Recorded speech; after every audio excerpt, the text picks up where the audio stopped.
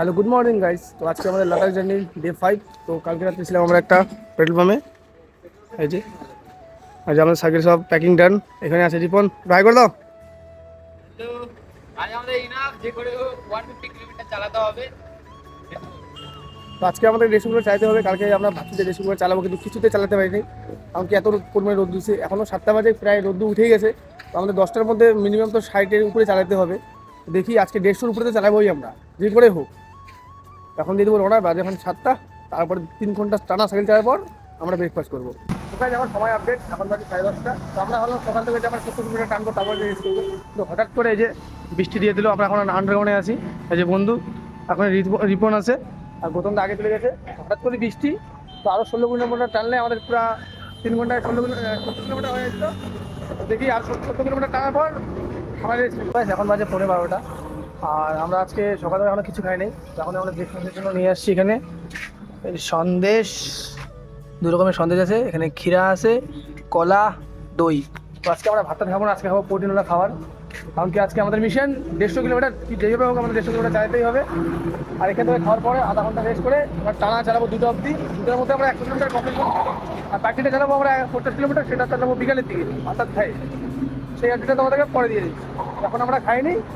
পুরো ওইটা কিন্তু একদম খারাপ, ঝড় আসবে। ওইটা দেখো, পুরো একদম মেঘলা আকাশ। পিছনে বন্ধু, সামনে পুরো হাওয়া দিচ্ছে, সাইকেল লাগাচ্ছেই না।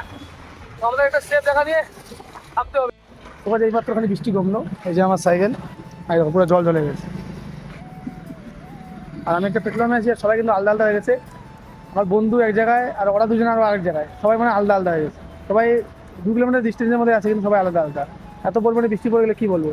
এইমাত্র খালি বৃষ্টিটা একটু কমলো, আর একটু কমলে এখান থেকে দিয়ে দেবো রওনা। পেট্রোল পাম্প থেকে আসার পর এই বন্ধুর সাথে তো মিট হয়ে গেলো ঠিকই। আর ওরা দুজন এখান থেকে আরও 2.5 কিলোমিটার দূর আছে। হঠাৎ করে আরও বৃষ্টি পড়ে গেলো। তো আমরা এখন একটা ছোট্ট ধাবাতে আছি। আর এই যে আমাদের তিরপাল মিলে সব বানিয়ে নিলাম, বন্ধুও বানিয়ে নিল। এখন কিন্তু 3টা বাজে গেছে। তো মনে হচ্ছে আজকে মনে হয় আমরা 150 কিলোমিটার টার্গেটটা কমপ্লিট করতে পারবো না।